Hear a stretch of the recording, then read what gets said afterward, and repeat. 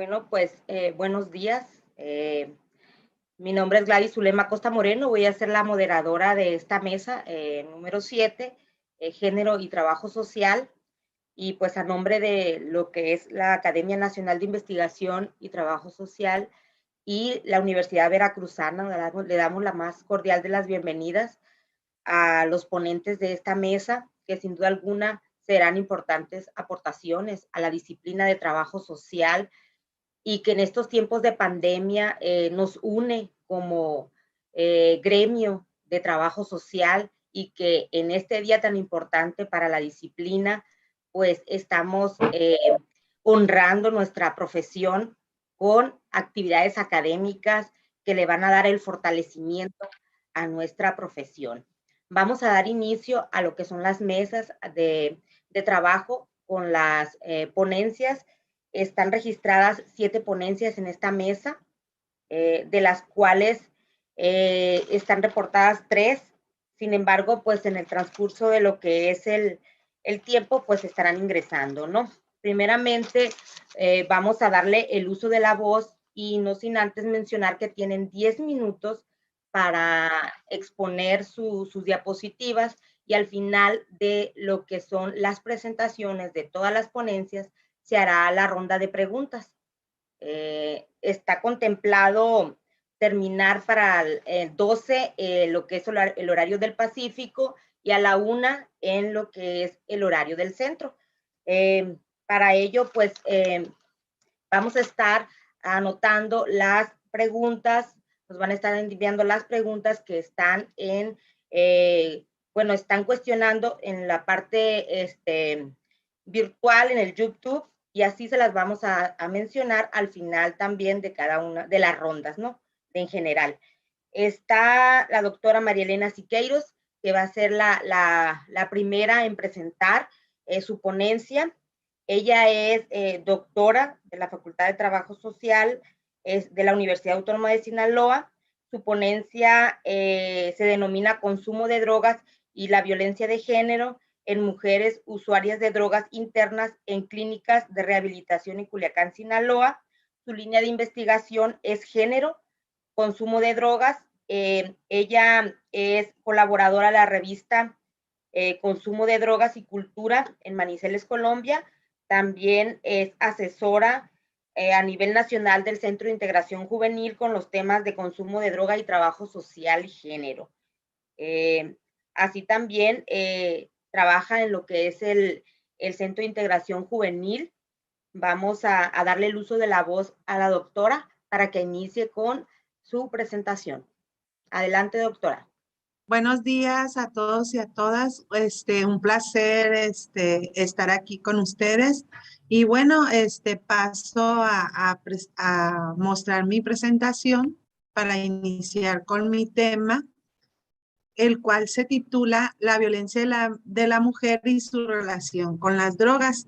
Este tema surgió a partir de la elaboración de una tesis para mi titulación de doctorado, y de ahí pues este es uno de los temas que más surgió dentro de esta investigación.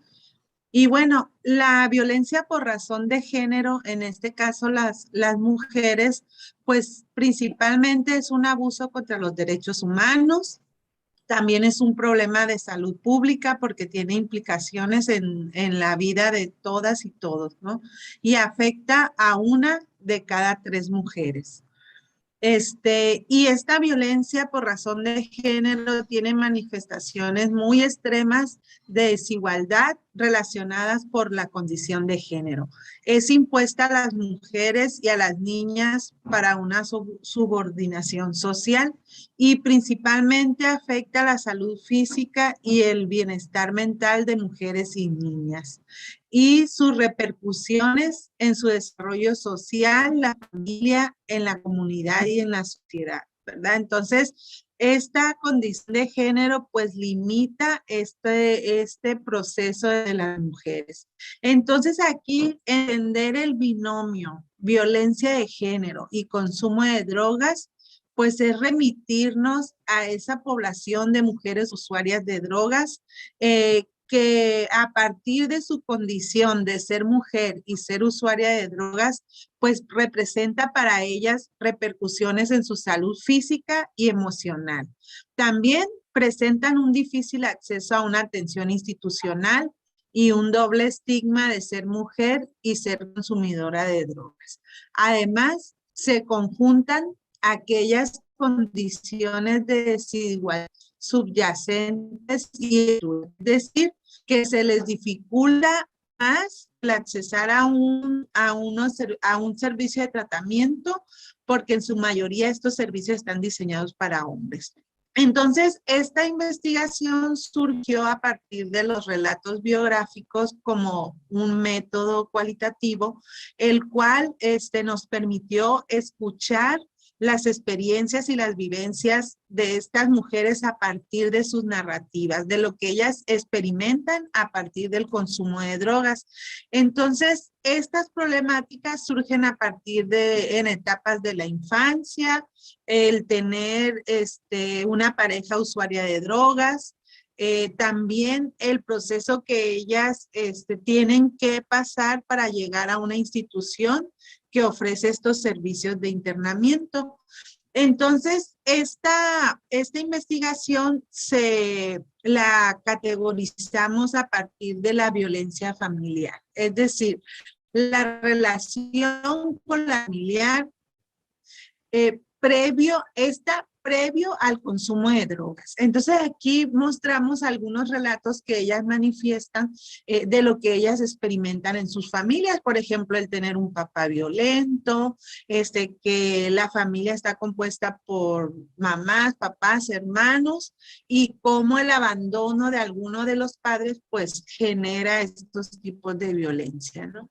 Otra de las violencias presentes en este grupo de mujeres es la violencia sexual. Es decir, el abuso sexual en una etapa de su vida, en la infancia, lo cual afecta el comportamiento de ellas en su vida social y familiar, ¿no? Entonces, algunos de estos relatos muestran cómo estos abusos sexuales fueron perpetuados dentro de la misma familia por un miembro de la familia. Entonces, estas experiencias pues no son tratadas o no son expuestas, como escuchamos, que son como estos famosos secretos de familia, ¿no? Entonces, son experiencias que ellas, previo al consumo de droga, experimentaron en relación con la violencia, ¿no? Entonces, otro tipo de violencia que ellas enfrentan es la violencia estructural. Es decir, cuando las mujeres llegan a estas clínicas, muchas veces ya se han violentado sus derechos humanos, por ejemplo, son traídas en contra de su voluntad, también los procesos de tratamiento, pues tienen implicaciones de poder y control dentro de estas clínicas. Nos estamos refiriendo a estas clínicas de rehabilitación, coloquialmente las escuchamos como los anexos, ¿no? Y el aislamiento, el no tener un protocolo que les explique a ellas cómo va a ser su proceso de tratamiento. Entonces, algunos de los relatos manifiestan que por ejemplo, la participante 9 de la Clínica de Rehabilitación 2 manifiesta que a ella la llevan a la fuerza, que fue su expareja quien decidió llevarla. Entonces, por lo regular, la decisión de estos tratamientos es a cargo de un familiar o es a cargo de la pareja o la expareja. En el caso de la participante 4, ella relata que un tío toma la decisión de llevarla a estas clínicas, ¿no? Entonces, ¿qué hallazgos nos encontramos? Pues, como dice Castaño Meneses, Palop, Rodríguez y Turbet, las mujeres carecen de estrategias para afrontar estos procesos de tratamiento. ¿Por qué? Porque ellas les da temor perder sus derechos familiares, ¿no? El encierro que ellas viven en estas clínicas de rehabilitación es de castigo, son experiencias de por romper su rol de género, de ser buena madre, buena hija. Los roles de género se establecen culturalmente, entonces, y sin embargo, estos roles de género se perpetúan más en estas clínicas. ¿Por qué? Porque ellas se vuelven cuidadoras de otras usuarias que están dentro de estas clínicas. Y a manera de conclusión, coincidimos que la violencia, el consumo de drogas, pues genera en estas mujeres un estigma social, es decir, de ser mujer y ser usuaria de drogas. Y las situaciones familiares que ellas son desfavorables para llegar a una rehabilitación. Las violencias que estas mujeres presentan son previo al consumo de drogas y durante el consumo de drogas también sus violencias, ¿no? Son doblemente violentadas.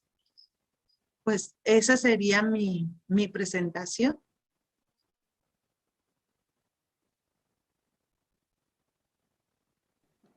Gracias, doctora María Elena. Sin duda alguna, un tema muy importante, sobre todo porque rescatan, ¿no?, sobre las experiencias de las mujeres en cuanto a qué las llevan al consumo de drogas y pues la identificación de esos hallazgos importantes que es la violencia familiar y el estigma que poseen las mujeres en cuanto a lo que es el ser usuarias de las instituciones. Muy bien, bueno, vamos a dar inicio con la segunda ponencia. Ya está en la mesa Fanny Martínez Mérida.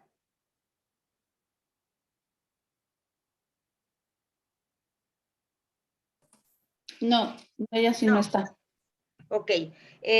La tercera, Angélica Guadalupe Ortiz, dice que tiene también problemas por ingresar a la sala. Él nos pide que la pongamos al final. Por lo tanto, pues vamos a darle uso de la voz a la cuarta participante, la doctora Gloria Isabel Camacho Bejarano. Que trae por... Muy bien. Bueno, que es de la Universidad Autónoma de Sinaloa, su línea de investigación es política social, género y familia, y el título de la ponencia se denomina Construcción de la identidad de mujeres violentadas a partir de sus experiencias y acontecimientos en sus etapas de vida. Ella es docente de la Facultad de Trabajo Social Culiacán, coordinadora general de posgrado de la Facultad de Trabajo Social Culiacán, miembro de la red de colaboradores del Programa Institucional de Evaluación, Formación y Actualización Docente de la Secretaría Académica Universitaria. Adelante, doctora. Muy bien, voy a empezar a compartir.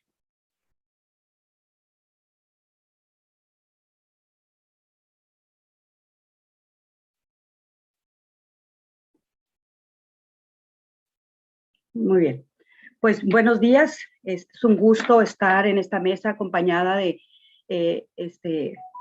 miembros de esta red, de esta academia, pero además trabajadores sociales, y les mando un fuerte abrazo. Hoy hay que celebrar, estamos festejando el Día Nacional de Trabajo Social y es creo, como lo decía la maestra Gladys hace un momento, es una muy buena forma de celebrar y de festejar, ¿no? Compartiendo estos espacios. Hago la presentación de la ponencia, construcción de la identidad de mujeres violentadas a partir de sus experiencias y acontecimientos en sus etapas de vida. Está acompañándome en esta exposición, bueno, en esta ponencia, su servidora, la maestra en Ciencias Gladys Zulema y la maestra en Ciencias Luchina Guadalupe Soto.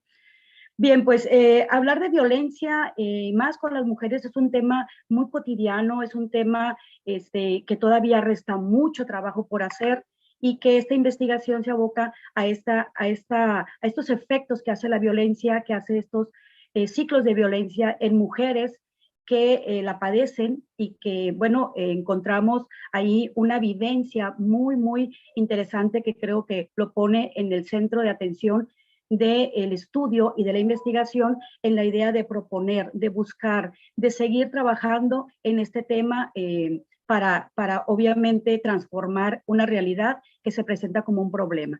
Entonces, en esta relación que se vive entre hombres y mujeres, que en muchas ocasiones esa interacción lleva o es parte de una dinámica violenta, se convierte en un problema social y no es un problema actual, es un problema muy, muy antiguo y que afecta de manera cotidiana a estas mujeres, ¿no? Entonces, desde la... Ay, déjenme un segundito, ahí está. Desde las Naciones Unidas, la violencia se define, la violencia contra la mujer se define como todo acto de violencia de género que resulte o que pueda tener como resultado un daño físico, sexual y psicológico para la mujer. Entonces, si es un daño, si es un asunto que daña la integridad de la mujer, debe ser un problema muy serio.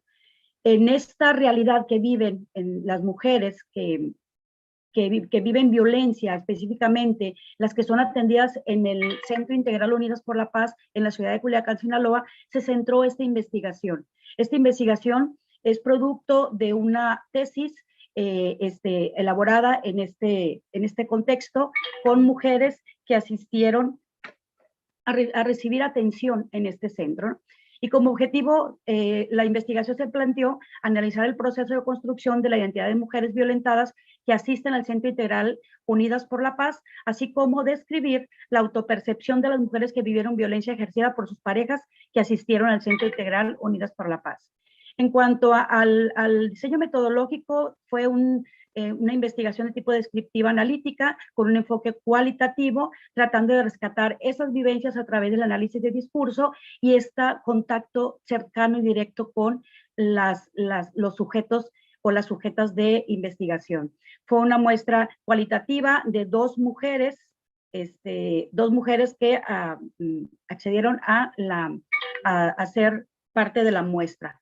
Como técnicas, bueno, la historia de vida, que fue una técnica de gran apoyo para rescatar esas vivencias importantes que dieron pie a las unidades de análisis y a el análisis en general, ¿no? Y como resultados, bueno, atendiendo el primer objetivo en cuanto a la caracterización de las mujeres que asisten a este centro, tenemos mujeres, las dos mujeres son provenientes de la ciudad de Culiacán, sufrieron ciclo de violencia a lo largo de su vida. Estas mujeres también encontramos en una edad promedio de 30 y 50 años. Ambas mujeres tienen esta característica, se unieron en pareja entre 16 y 17 años, tienen una primaria, nivel escolar de primaria inconclusa. Se les dificulta un tanto establecer relaciones al exterior o con el contexto. Provienen de familias monomarentales, en su caso las dos personas que nos apoyaron como muestra. Ellas tuvieron en este ciclo de violencia y la no identificación de su estado en el que ellas vivían de violencia, se tardaron entre 10 a 20 años en darse cuenta que sufrían violencia, ¿sí? Tuvieron un casamiento legal con su pareja y sus trabajos de bajo ingreso. Esa es una caracterización del sujeto. En cuanto a la segunda unidad de análisis, que es la autopercepción de las mujeres que asisten al centro, hay un errorcito, hasta ahorita lo estoy viendo, que tiene que ver con los aspectos relacionados de cómo me veo y me siento a partir de, ¿sí?, los actos violentos. En el caso 1, al cuestionar a estas mujeres sobre cómo se sintieron, ellos hablan de que tuvieron una relación familiar en la que no había comunicación. No había comunicación y el caso 1 hace referencia a que su mamá nunca le ponía atención, prácticamente se las dejaba sola, no sabía ni si comía o no, mucho menos sabía lo que le había hecho su hermano en un caso de violencia a partir de las relaciones familiares, de la falta de comunicación y algunos otros aspectos que fueron parte de los hallazgos en este análisis de la situación presentada. Luego, cuando viene la violencia con el esposo que inició manifestándose, ella hace referencia a que en la vida que le tocó vivir y que le tenía que soportar para seguir manteniendo un matrimonio, a ver con sus hijos, amaban a su padre, sentía amor a separarlos de él, ya que dice, ya que solo sabía, ella sabía lo que era no tener padre, que ese también es un hallazgo que se encontró, ¿no? Con eso se puede identificar que la percepción del matrimonio para ella era de estar juntos sobre cualquier cosa sin importar su integridad ni tampoco su amor propio. En el caso 2, se encontró que esta mujer se define como una persona no realizada, que deseaba ser una profesionista desde que era una niña, pero sus condiciones en las que se encontraba no le permitían tener oportunidad de estudiar. Hace referencia a que su mamá, tal vez, si lo hubiera apoyado, hubiera continuado con los estudios, lo que marca ahí una relación en una familia monomarental de falta de comunicación y también relaciones familiares estrechas, en un ideal de una construcción de familia nuclear, en donde la falta del padre también hizo estragos y la poca atención de la madre. Al iniciar el ciclo de la violencia en su relación, para el caso de la segunda entrevistada, fue de desilusión, que era lo que no imaginó que pasaría, su decisión de mantener el matrimonio e idea de que su esposo cambiaría y desea permanecer en el cuadro de violencia. Él dice, en él, cariño, amor y compañía, supongo que tal vez porque no tuve una figura paterna, o no sé, marcándose un apego en donde las mujeres buscan, a lo mejor en ese ciclo de violencia o en esa historia que fueron construyendo, esa necesidad de la figura paterna, ¿no? En este caso se identifica el gran impacto que tuvo la ausencia de su padre y como resultado se refugió en un hombre maltratador, llevando a empeorar su condición de construcción de identidad. Esto lo explica a partir de la reconstrucción de la autopercepción social que refiere Darley Brem, que es retomado en Díaz para explicar esta parte de la investigación. En cuanto a la segunda categoría, que tiene que ver con la unidad de análisis, que responde al segundo objetivo, que tiene que ver con la construcción de la identidad del proceso del caso de las mujeres que asisten al Centro Unidas por la Paz. Bueno, tenemos que la identidad, como lo menciona Lagarde, siempre está en proceso constructivo, no es estática ni coherente, no se corresponde mecánicamente con los estereotipos y cada persona reacciona de manera creativa al resolver su vida y al resolverlo, elabora los contenidos asignados a partir de su experiencia, sus anhelos, su deseo sobre sí misma, más allá de las ideologías naturalistas y fosilizadoras. Los cambios de identidad son constantes a lo largo de la vida y sus transformaciones cualitativas ocurren en procesos de crisis. En cuanto a los hallazgos que ya comentaba, la ausencia de la figura paterna marcó de manera significativa a estas mujeres aun cuando vivían una situación de violencia y aun cuando vivían en un ambiente de enfermo, bueno, por así decirlo, ¿no? En un ambiente contaminado de violencia y de otras situaciones que también se mantuvieron dentro de la familia, la familia primaria, y luego se reafirma con la construcción de su familia, ya su familia con su pareja, ¿no?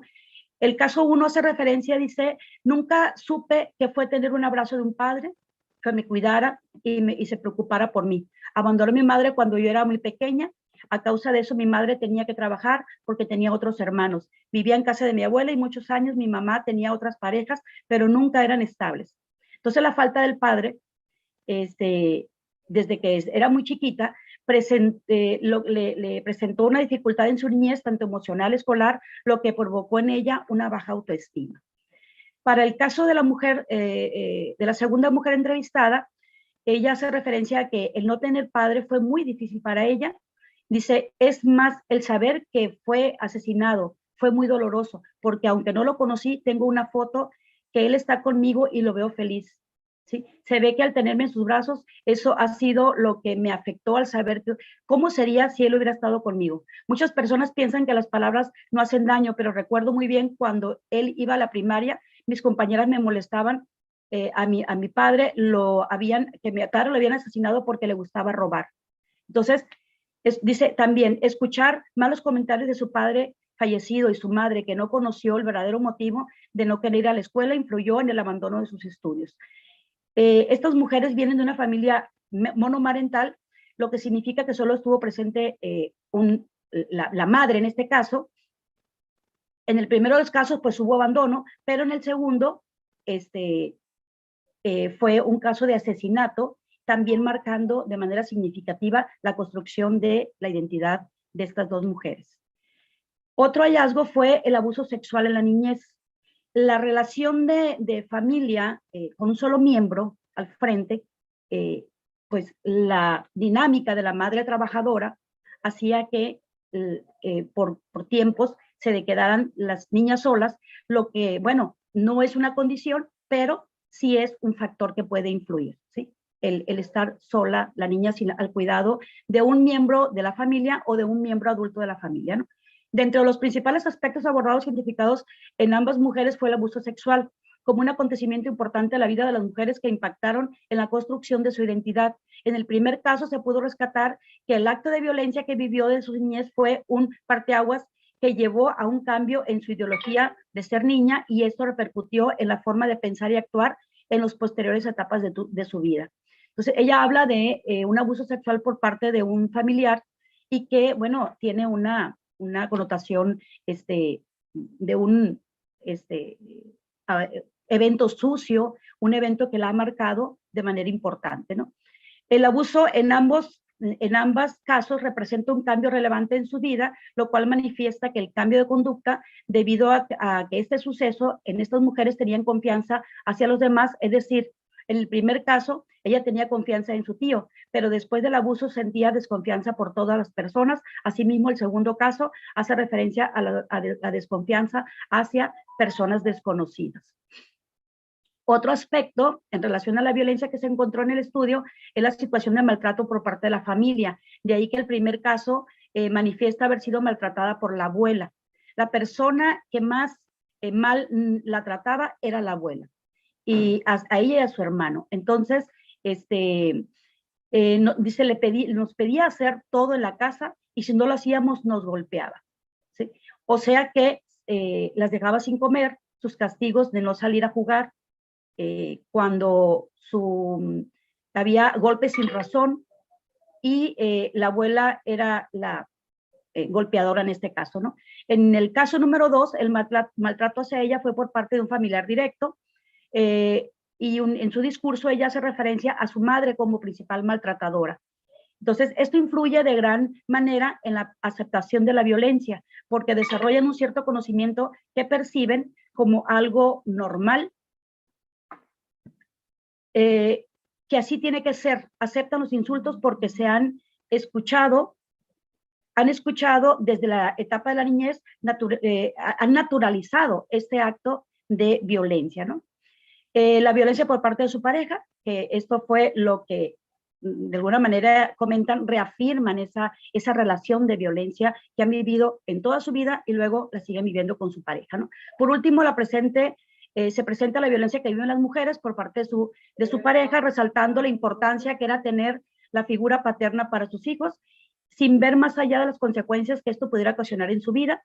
Y en el caso 2 se detecta la aceptación de la violencia por parte de su pareja, enfatizando la importancia de que su hijo creciera con la figura paterna, expresando lo siguiente.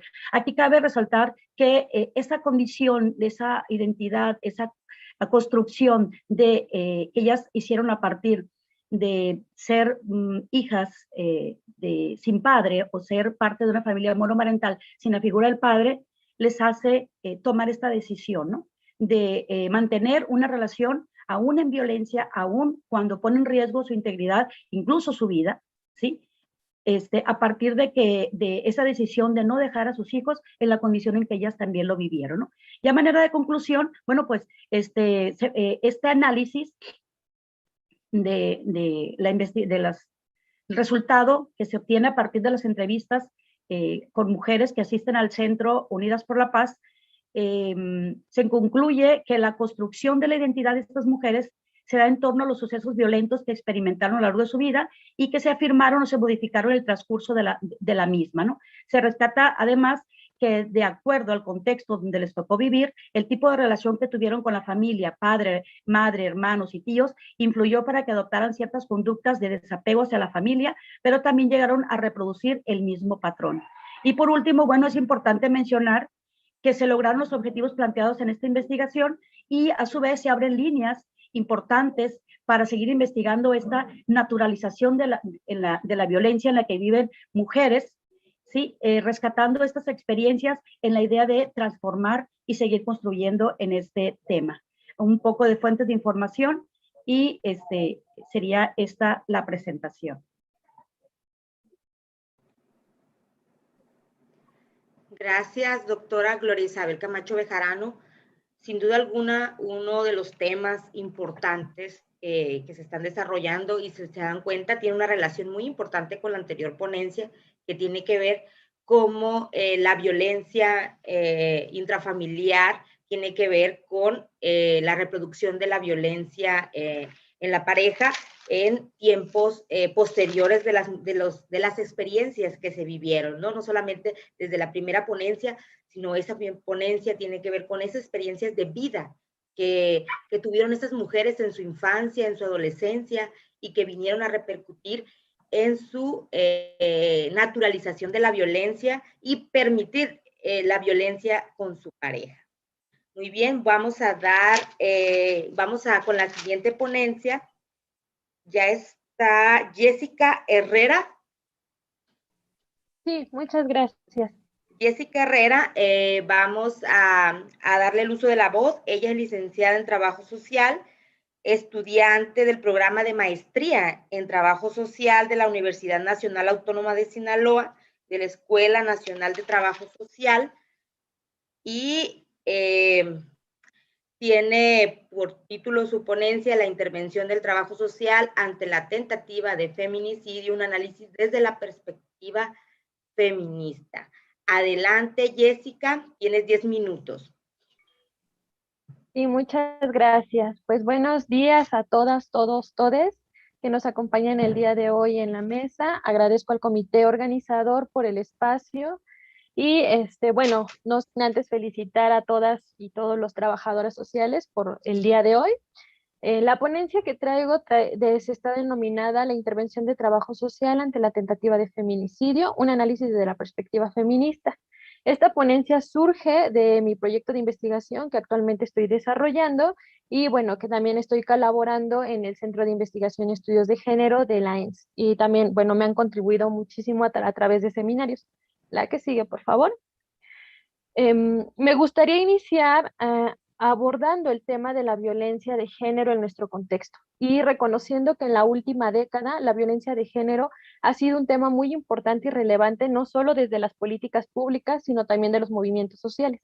En este caso, desde el movimiento feminista, que justo ha buscado denunciar la violencia extrema que estamos viviendo las mujeres en la vida cotidiana y que, bueno, ahora en el contexto actual y sobre la pandemia, pues el feminicidio y la violencia feminicida ha estado prevaleciendo.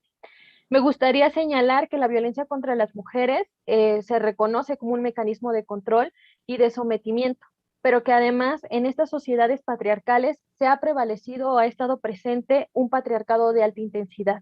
Y este patriarcado de alta intensidad está interrelacionado con otros sistemas de opresión como es la clase, la raza, la edad, la sexualidad y entre otro conjunto de categorías que es importante mencionar porque eso hace aún más complejo abordar el tema de la violencia de género y en especial la violencia feminicida.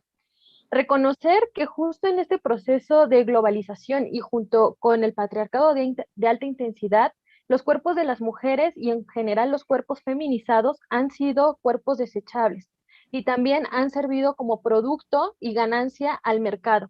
Es decir, que hoy la violencia no solo es un mecanismo de control, sino también ya se ha convertido en un aporte económico para el sistema neoliberal. Y en ese contexto es importante leer la violencia contra las mujeres, pues a partir de los asesinatos cotidianos que tenemos y a partir de todas las noticias que se ven en nuestra vida cotidiana, ha dejado grandes aportes económicos a esta economía neoliberal y entonces la violencia pues se ha sofisticado. En este sentido, es importante reconocer que la violencia se ha convertido ya en una condición de vida contemporánea. Y por ello es que, la que sigue, por favor, maestra Ari, es que es importante reconocer que la violencia feminicida es un concepto que está en construcción y que justo desde el movimiento feminista ha tratado de dar mayores elementos a comprender no solo el feminicidio. Si bien el feminicidio nos sirvió para identificar estos asesinatos crueles contra las mujeres, nos diría Marcela Lagarde, es importante pensar qué existe antes de ese feminicidio. Y ese antes se ha propuesto o se está construyendo esta categoría que es la violencia feminicida. Por ello es importante reconocer que la violencia feminicida es un concepto amplio, crítico y contemporáneo que va a inscribir el intento de feminicidio. Y como lo hemos visto a lo largo de esta década, la presencia de cuántas veces a las mujeres las han intentado asesinar sus parejas o algún familiar o persona exterior a su contexto. Por ello es que esta violencia feminicida se reconoce o se inscribe en la cultura patriarcal, en el reconocimiento de las relaciones de poder y asimismo en la producción y reproducción de una economía neoliberal que ha cosificado los cuerpos y que también ha negado el reconocimiento de las mujeres como ciudadanas y como sujetas de derecho. Por ello es que la violencia feminicida la vamos a enmarcar justo en estas relaciones políticas de género, nos va o la vamos a poder identificar como una antesala al feminicidio y que además es importante mostrar que esta violencia feminicida tiene que ver justo con la desmitificación de la violencia que solo se hace presente de manera física. Y como lo hemos visto a lo largo de estas mesas de trabajo de género durante el Congreso, pues esta violencia puede estar presente desde manera simbólica hasta la manera física, es que la podemos reconocer inmediatamente.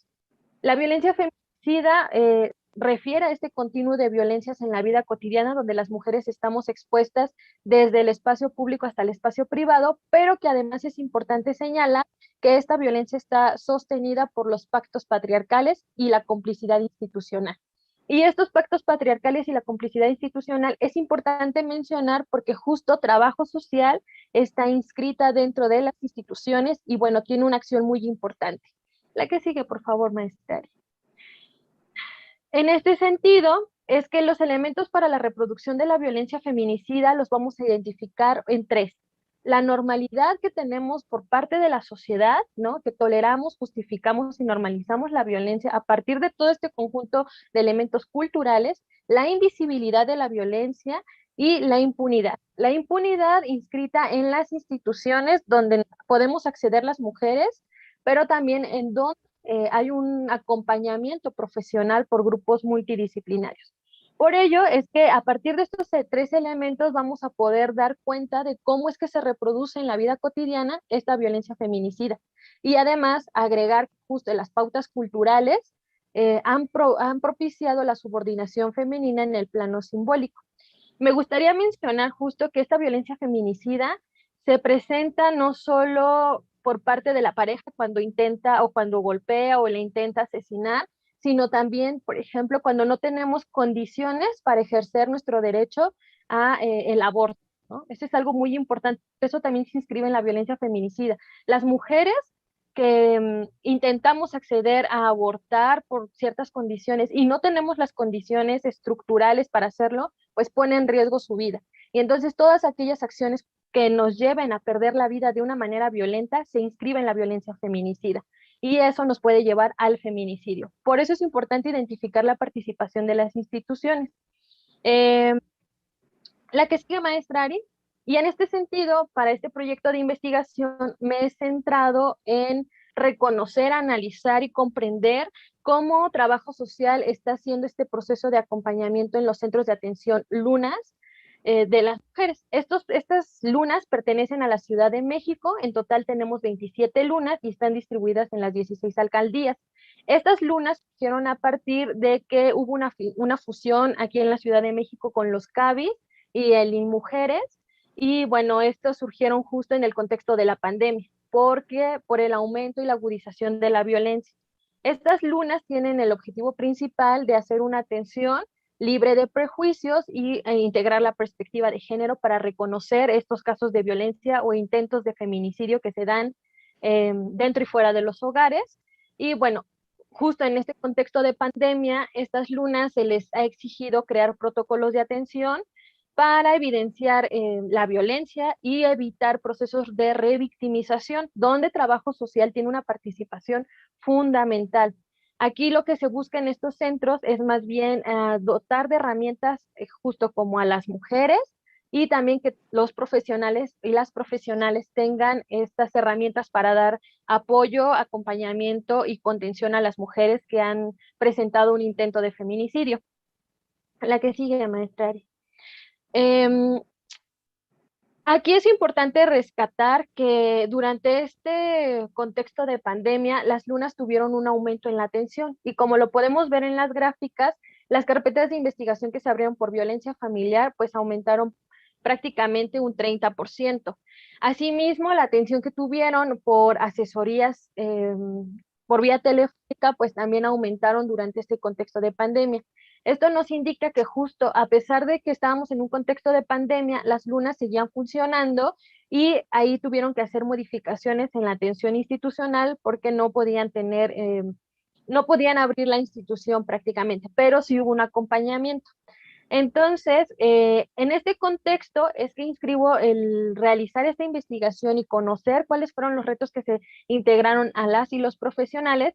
Entonces, aún estamos en el tratamiento de la información, pero lo que sí tenemos que dar cuenta es que el trabajo social que se esté haciendo dentro de esa institución o el cómo están llevando el acompañamiento a las trabajadoras sociales, pues debe de enmarcarse en el siguiente contexto.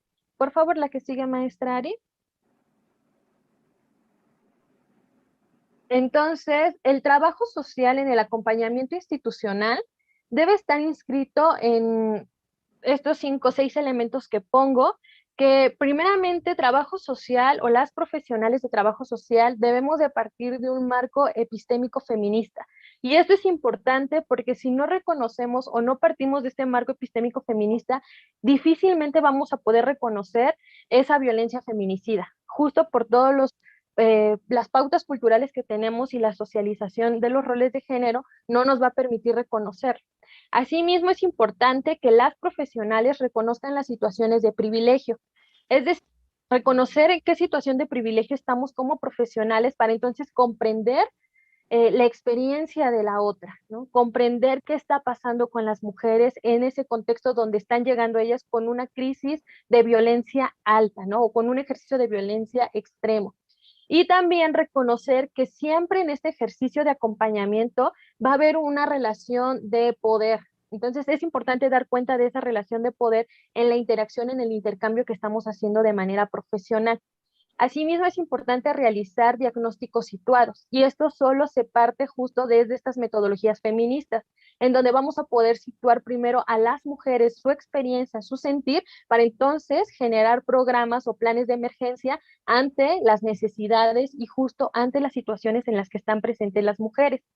También es importante, y creo que esto es un aspecto fundamental que ha salido no solo como en esta investigación, sino en una anterior que había realizado, que es romper con los mitos de la violencia, ¿no? Es importante romper que las mujeres estamos ahí ejerciendo violencia que nos gusta o porque, no sé, todo un conjunto de mitos que se han construido alrededor de la violencia y que es importante que trabajo social rompa con esos mitos, porque si no rompemos con esos mitos, difícilmente encontramos el riesgo de que las mujeres vivan un feminicidio.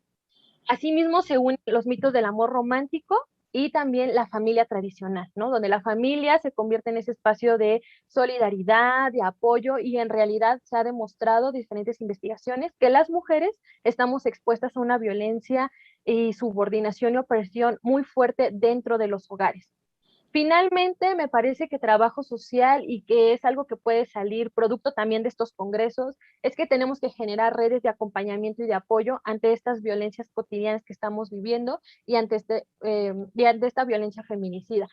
Asimismo, tener estas redes de acompañamiento para todas las mujeres que acuden a estos centros Luna para generar estrategias y planes de emergencia ante esta situación de crisis y que, bueno, es compleja la situación cuando las mujeres pues están ya en un riesgo de un feminicidio.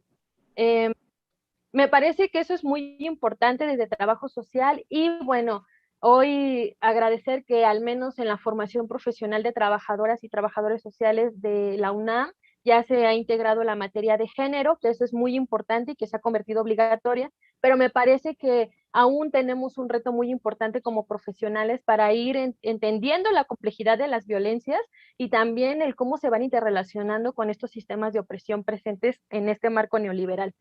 Eso sería todo de mi parte y la que sigue, maestra Ari, y me gustaría cerrar diciendo lo que Elvira Hernández una vez comentó, que justo los feminicidios no desaparecen con un detenido, sino desaparecen cuando esa sociedad cree y respeta a las mujeres y cuando esa sociedad difunde una cultura de no violencia. Y me parece que ahí también es un trabajo muy importante como sociedad de no normalizar la violencia contra las mujeres.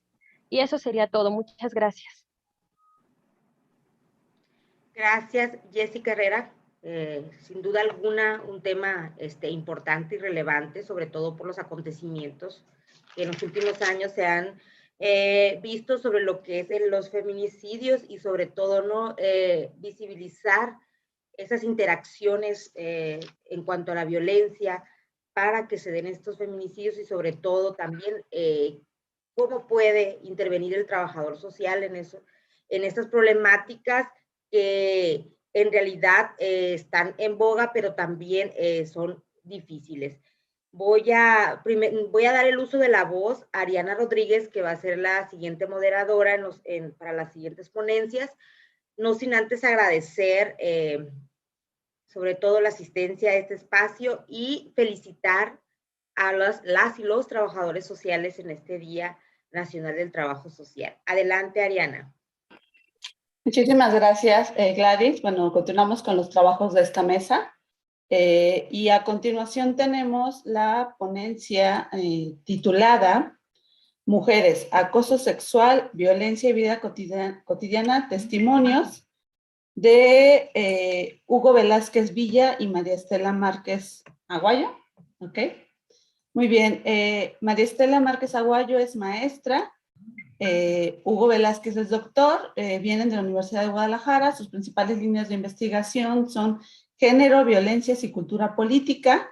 Y bueno, tienen 10 minutos, les avisaré cuando les queden 2. Adelante.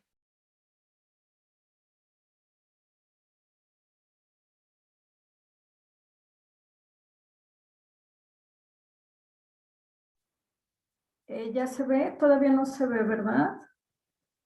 Dice que está cargando. Ok.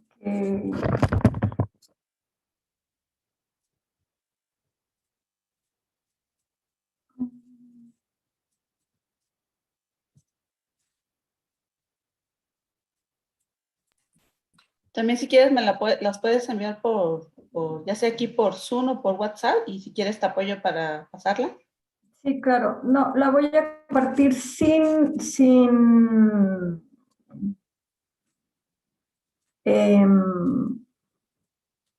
la voy a compartir sin cargarla. ¿Sí? Ok, ¿Me explico? adelante. Para que no esté tan pesado. Ok, ahí va. Wow, no, ya se trabó. No, tienes razón. Bueno, ya. ¿Ya la pueden ver? No, ¿verdad? Ok, voy a compartir pantalla.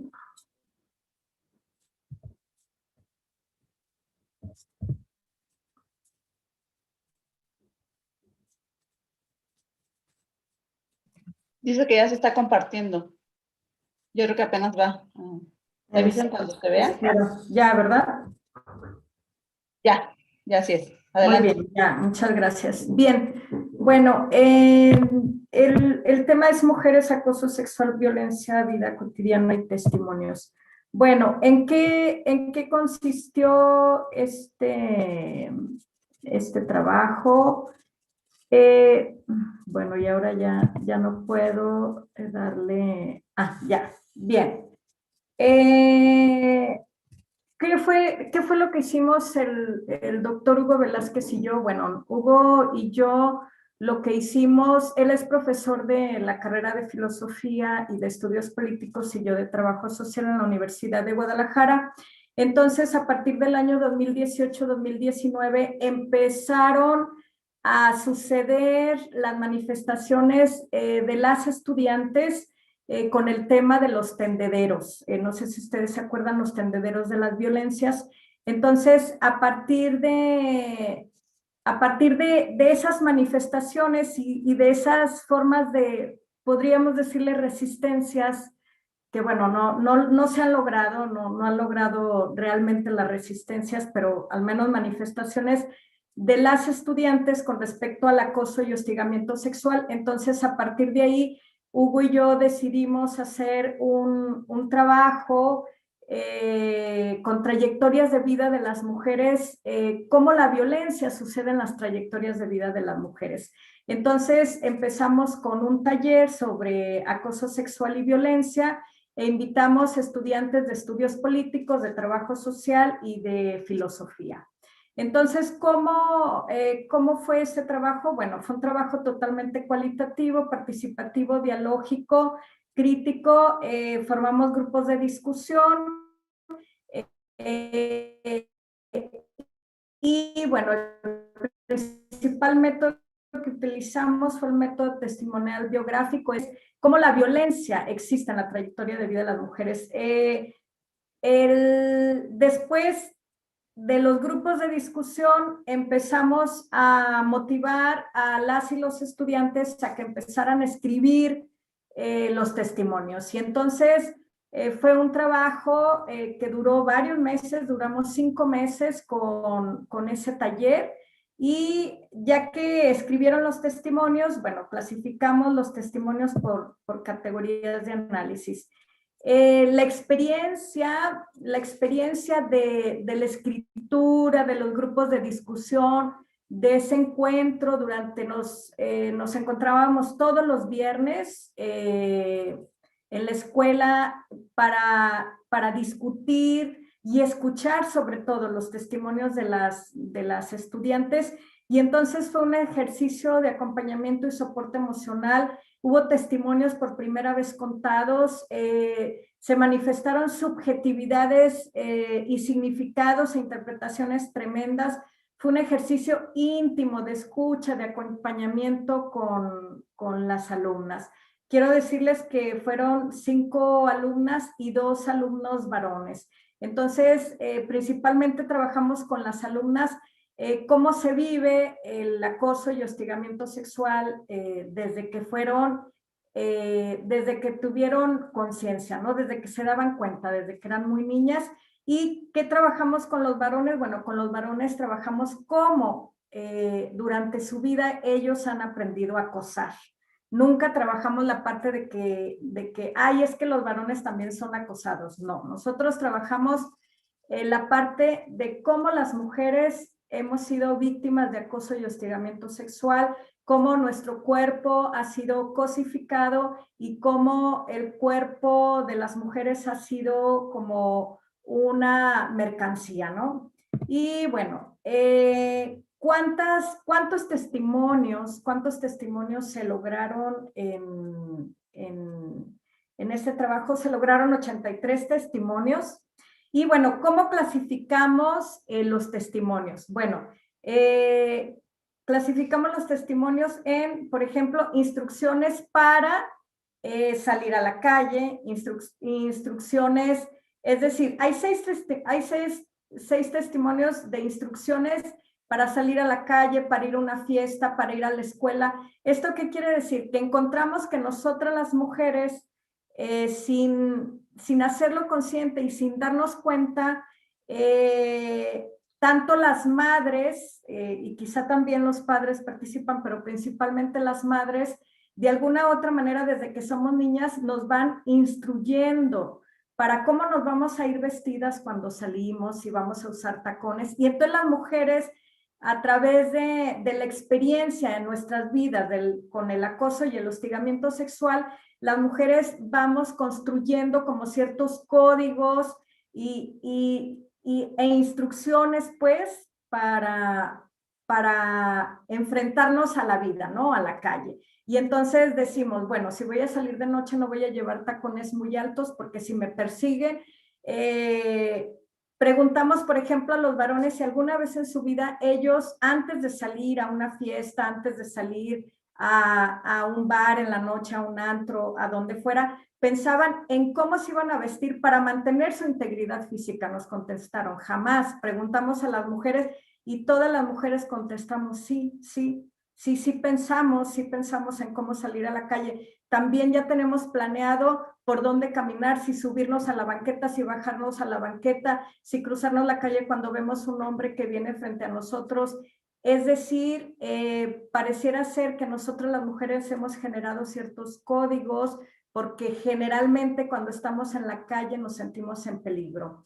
Encontramos 7 testimonios de acoso y hostigamiento sexual en la familia, 18 en la calle, en el transporte público 11, en la escuela 15 testimonios, en el trabajo 7, en el consultorio 4, en las fiestas 3 y entre los hombres, bueno, hubo 12 testimonios, pero cómo los hombres viven el acosar a una mujer. Entonces, bueno, se escribieron 83 testimonios, personas que aparecen como acosadoras. Todas las personas que aparecen como acosadoras en nuestros 83 testimonios fueron varones. Siempre que presento ese trabajo por ahí siempre surge alguna pregunta. ¿Y por qué no toman en cuenta el testimonio de los hombres que también son acosados? Porque el problema de violencia de género estadísticamente está comprobado que el porcentaje altísimo es de hombres contra mujeres. Por eso a Hugo y a mí nos interesó cómo vivimos las mujeres la violencia, ¿no? Entonces, ahí está comprobado, en nuestros testimonios, en los 83 testimonios, no hubo ninguna mujer acosadora. Eso no quiere decir que no lo haya, pero bueno, aquí no lo quisimos meter en el trabajo. Personas que aparecen como acosadoras, abuelos, tíos, vecinos, compañeros de clase, profesores, compañeros de trabajo, jefes, médicos, ginecólogos, nutriólogos y, bueno, personas desconocidas. El primer acoso lo encontramos en los testimonios desde los 5 años de edad. Hay historias de las mujeres con las que participamos que nos platicaron su primer acoso desde los 5 años de edad. Y bueno, ¿cuáles fueron los actos de acoso? Pues fueron intentos de violación, estupro, tocamientos sexuales no consensuados, gestos de naturaleza sexual, comentarios de tipo sexual, stalking, espiar, perseguir, insistencia en llamadas, mensajes, ahora con las redes sociales. Quiero decirles que este ya es un libro, ya está publicado y bueno, las historias se organizaron de esta manera: instrucciones para salir a la calle, instrucciones para ir a una fiesta, instrucciones para caminar de noche en la calle, instrucciones para el transporte público, instrucciones antes de salir de casa. Conclusiones: existe absoluta libertad de que gozan los acosadores, al menos con las estudiantes que nosotros trabajamos. ¿Qué significa esto? Que en las trayectorias de vida de estas mujeres que sistemáticamente han vivido violencia de género a través del acoso y hostigamiento sexual, nunca ninguna de estas mujeres hizo algún tipo de denuncia. De hecho, muchas mujeres, no muchas, algunas de las mujeres que participaron nunca habían platicado uno o dos acosos de los que habían sido víctimas, ¿no? Incapacidad de las mujeres de visualizar, conceptualizar y clasificar el acoso y las violencias. ¿Esto qué quiere decir? Que primero en los grupos de discusión empezamos a lanzar preguntas, a platicar sobre su experiencia de vida en sus trayectorias de vidas con el acoso y hostigamiento sexual. Y existe tal, como lo han dicho mis compañeras anteriores, ha habido una tal naturalización de la violencia que muchas de las cosas y eventos que suceden en la vida de nosotros las mujeres no las vemos como violencias. Entonces a eso nos referimos con que existe una incapacidad de nosotros las mujeres de conceptualizar, verbalizar el acoso y las violencias. Y bueno, también ya lo dijeron mis compañeros anteriores, existe una naturalización de las violencias en la trayectoria de vida de nosotros las mujeres. Las mujeres tenemos mucha dificultad para identificar, nombrar y denunciar el acoso y a los acosadores, sobre todo en las universidades, en los trabajos, en los consultorios, cuando vamos con el doctor. Y bueno, una de las principales cosas que identificamos nosotros, que bueno, el estudio fue en un espacio universitario, es que existen falta de protocolos de atención que respondan a las necesidades de denuncia de las mujeres. Y bueno, ustedes pueden decir, pues en la Universidad de Guadalajara acaban de lanzar este año un amplio protocolo de igualdad de género, de equidad de género, de una institución libre de violencia. Sin embargo, cuando una mujer es violentada, no existe un espacio físico en donde la mujer sea cobijada, escuchada. Existen formularios, pues llena este formulario, habla por teléfono. No existe como esa cercanía, escucha, etcétera. Y bueno, nosotros utilizamos la escritura como una acción transformadora. ¿Esto qué quiere decir?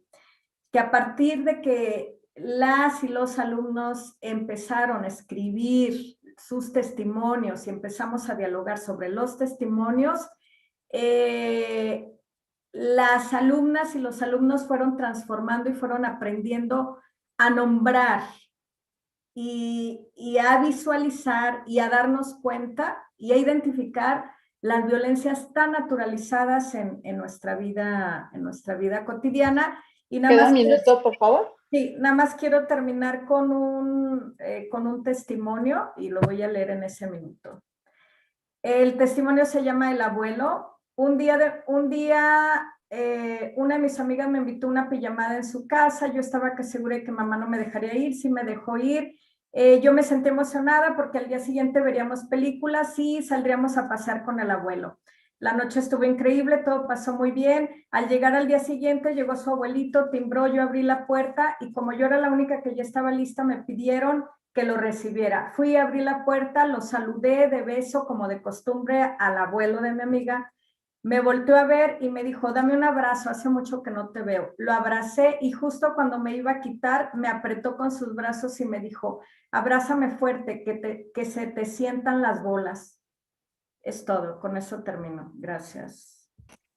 Muchísimas gracias, maestra Estela. Creo que sin duda lo que nos comparte, nos platica, es muy necesario, ¿no? Visibilizar estas violencias, estos acosos y hostigamientos que sufren lamentablemente nuestros estudiantes en las universidades todavía y que las mujeres vivimos cotidianamente, lamentablemente. Y algo yo creo que importante, darle rostro a estos testimonios que tan relevante es, si bien las chicas ya están denunciando, ya están visibilizando con diferentes actos, creo que también como profesoras tenemos que darles voz y también nosotras mismas denunciar. Y importante el tema de los protocolos los tenemos que seguir trabajando en las universidades. Muchísimas gracias, maestra Estela.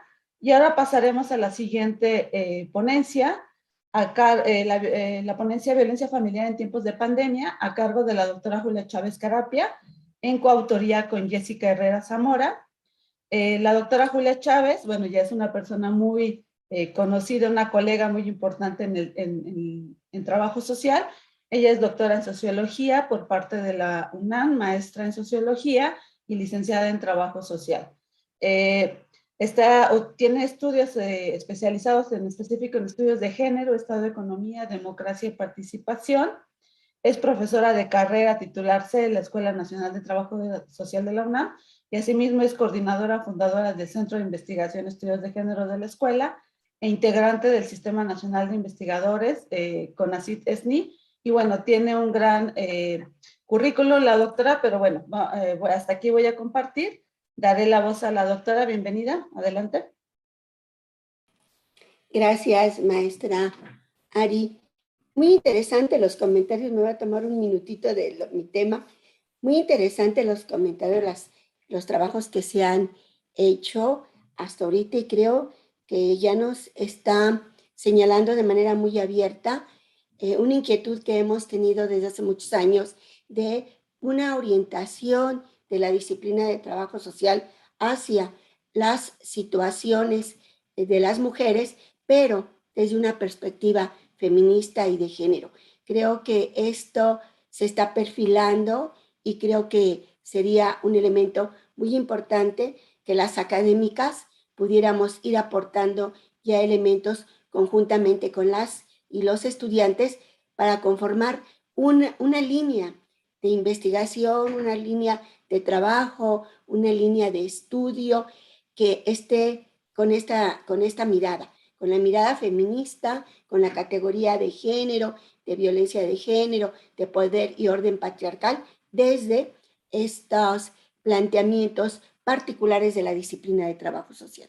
Además, quería hacer ese comentario por el testimonio impactante que acaba de ser Estela del abuelo, ¿verdad? Como las imágenes se caen. Bueno, nosotros vamos a hablar de una investigación muy reciente que hicimos sobre violencia familiar en tiempos de pandemia.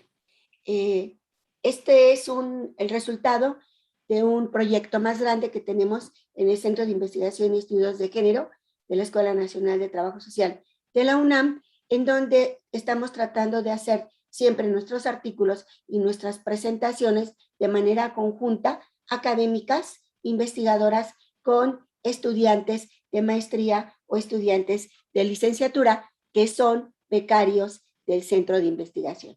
La que sigue, por favor, Jessica.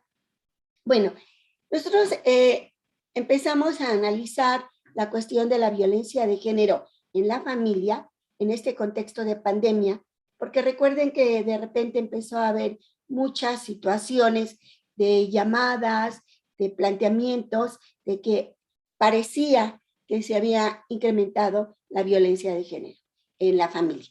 Sin embargo, partimos del hecho de que no se incrementó en todas las familias, en otras sí se incrementó, pero lo importante es el hecho de que las mujeres se atrevieron a demandar, a hacer visible esta violencia de género. Y entonces, esto lo estamos planteando en esa crisis sociomédica y social provocada por la pandemia COVID-19 en México y en el mundo, que nos ha llevado a todas y todos a condiciones sociales y familiares complejas, diferentes, que en realidad nunca habíamos vivido todas las personas que en este momento nos encontramos en esta sociedad moderna neoliberal.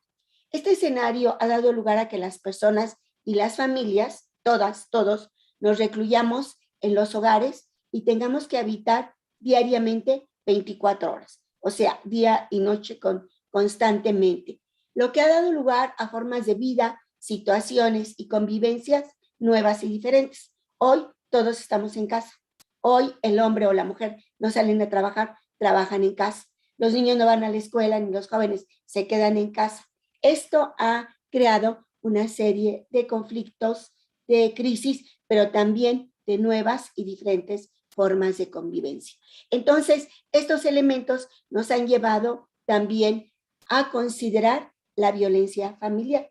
Sin embargo, creo que es importante aquí hacer una reflexión sobre violencia familiar, porque la violencia familiar, si bien es una modalidad de la violencia de género y de la ley de acceso a una vida libre de violencia, también es algo que tradicionalmente se ha encontrado en todos los planteamientos jurídicos del derecho familiar. Y creo que es importante analizarla no solamente desde un planteamiento formal basado en el orden y el poder patriarcal, sino analizarla desde una mirada de género, desde una mirada feminista, y entonces poder hablar de violencia de género en el ámbito familiar, que es la forma en que queremos empezarlo a señalar para ubicarla en ese rompimiento tradicional del orden y poder patriarcal y poder tener más elementos de este análisis. La que sigue, por favor. En este caso, nosotros hicimos esta investigación que les decía sobre la base del relato y utilizamos el relato como un instrumento de acercamiento ante las personas para que desde la mirada de ellas nos pudieran hablar de esta crisis social en la familia. Entonces, el relato lo ubicamos en ejes y categorías. Entonces, los puntos que consideramos fueron vivencias familiares en situación de confinamiento, papel actual que juega en la familia la persona que realiza el relato, percepción de la relación de la familia al término de todo este problema de crisis sociomédica por confinamiento y COVID y otros elementos que ellas quisieran incluir. Entonces, este relato nos permitió un acercamiento. Quiero aclarar que el relato es un instrumento, una forma de tener información desde las personas, con las personas, que se aplica, que no es muy usado en la disciplina, pero sí en las ciencias sociales, fundamentalmente en la antropología, pero que desde la investigación feminista se está retomando como una forma importante en estas situaciones, pero también no forzosamente en la situación de crisis de emergencia como la que vivimos, sino como una forma de que las personas hagan cierta conciencia de su situación social y que el análisis científico, social que se haga de esto sea desde y con la mirada de ellas. La que sigue, por favor. Entonces, ese fue el instrumento y nuestro enfoque teórico-metodológico se ubica, como les decía, desde el enfoque teórico-feminista con el eje fundamental de la categoría de género y este eje nos permite también ubicar otras categorías como el orden y poder patriarcal, porque el orden y el poder patriarcal dentro del análisis de la violencia es muy importante porque nos permite comprender que ese orden y poder patriarcal exige y lleva un mandato, da órdenes, pero en mandato, porque él tiene el mando, no en orden directa, sino en el mando, y ya va a depender mucho de cómo lo ubique el hombre, pero ese mandato, la importancia que tiene es que requiere de obediencia. Tiene que haber obediencia para que haya mandato, y si no hay obediencia, ese mandato exige la obediencia, y la obediencia nos habla de sumisión. Entonces aquí hay una interrelación muy importante de las categorías, porque no es solamente el género, y solamente el poder y orden patriarcal, no, es trabajar un poco más estas categorías de manera más fina, por decirlo así, y entablar la interrelación que se establece entre mandato, obediencia, sumisión, con cada uno y entre todos los integrantes de la familia, porque esto nos permite visualizar la violencia de género entre y ante los integrantes de la familia. Puede haber violencia de género entre todos o puede haber violencia de género nada más aparentemente entre los cónyuges, y entonces se puede invisibilizar otro tipo de violencia, y esto nos lo permite ver de esta manera porque es entre y ante los integrantes de la familia. También este relato lo utilizamos como herramienta metodológica digital por las condiciones que tenemos ahora, y se pudo abordar esa problemática familiar desde y con la mirada de las y los participantes. Después, antes, ese relato como herramienta digital fue muy interesante su aplicación. Pensamos que no íbamos a tener mucha respuesta, tuvimos mucha respuesta. La gente después de este relato quería seguir contando, planteando sus problemáticas, lo cual nos dio idea de poder establecer otras estrategias de trabajo con estas personas que participaron en esta parte de la investigación. Después realizamos un análisis de las formas de vida social ante nuevas situaciones de emergencia, crisis social, de salud y sus consecuencias, vida y muerte. ¿A qué nos referimos? La vida privada, la vida social, la vida cotidiana, la vida familiar, ha cambiado en todas y todos nosotros desde esta situación de emergencia. Esta situación de emergencia es una crisis social, pero también es una crisis de salud, es una crisis de instituciones, es una crisis política, es una crisis de la política de salud en este país y de toda su situación institucional. Por un lado, tenemos ahí una crisis que además se conjugó con una cuestión de carácter económico y político. Pero además, de manera cotidiana, nos enfrentamos todos los días a esa relación vida y muerte. Las consecuencias de esta crisis fue tener presente esa relación vida y muerte, que inconscientemente la tenemos, pero no es lo mismo decirlo inconsciente que consciente. Entonces, esto generó, a su vez, o ha generado muchos problemas de carácter de salud mental, de carácter psicosocial, de carácter conductual, pero ahí tenemos este otro elemento más subjetivo, pero que también está ahí vigente y que hoy se ha objetivizado. Entonces, esta conjugación de elementos requiere de miradas críticas. No podemos tener miradas duales ni miradas lineales porque el problema es muy complejo. Y si es complejo, necesitamos esta mirada crítica, esta mirada de la complejidad, porque además, como si fuera poco este planteamiento que estoy haciendo, tenemos que entender que esto se enmarca, este problema se encuentra, aparte de todo lo que he señalado, como una crisis de la interrelación sociedad-naturaleza. O sea, todavía le sumamos un conjunto, un mundo de elementos en esa crisis de interrelación sociedad-naturaleza. La que sigue, por favor. Entonces, con estos elementos les vamos a dar rápidamente los resultados.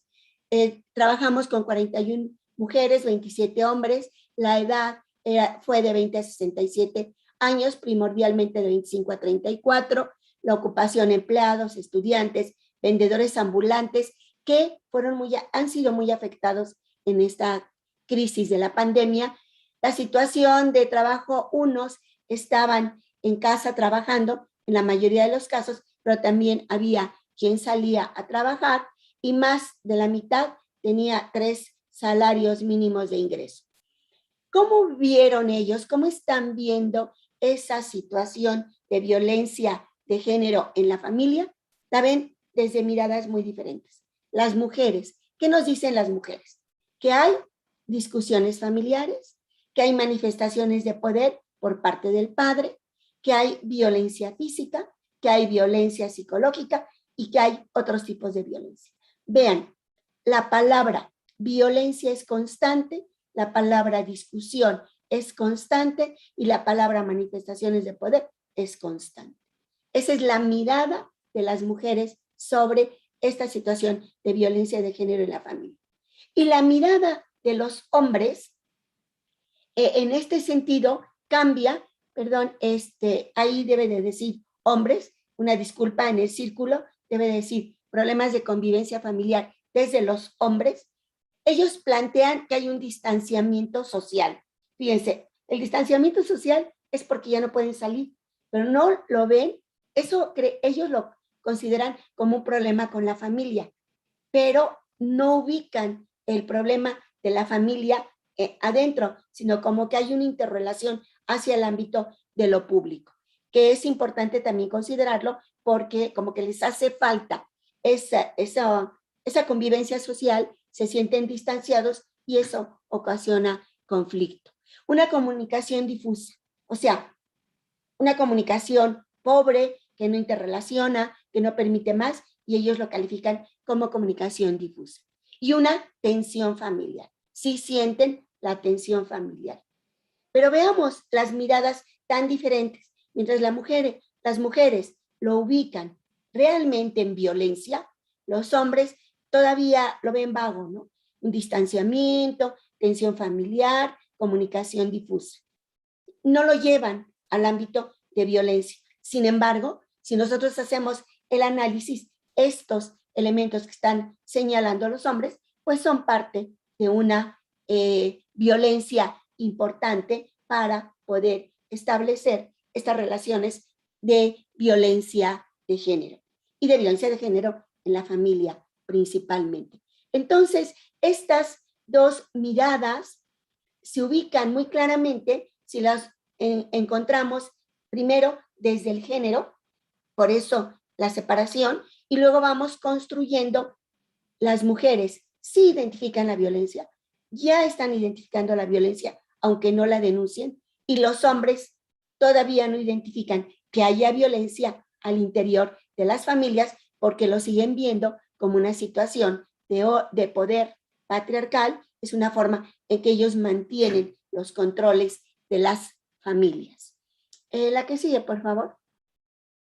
Y en este marco, entonces, las conclusiones a las que llegamos son que la violencia de género se refleja en las relaciones de poder de las familias, con estos planteamientos hombre-mujer que les decía, y que hemos visto que se han agudizado en esta situación de contingencia y en la vida cotidiana familiar.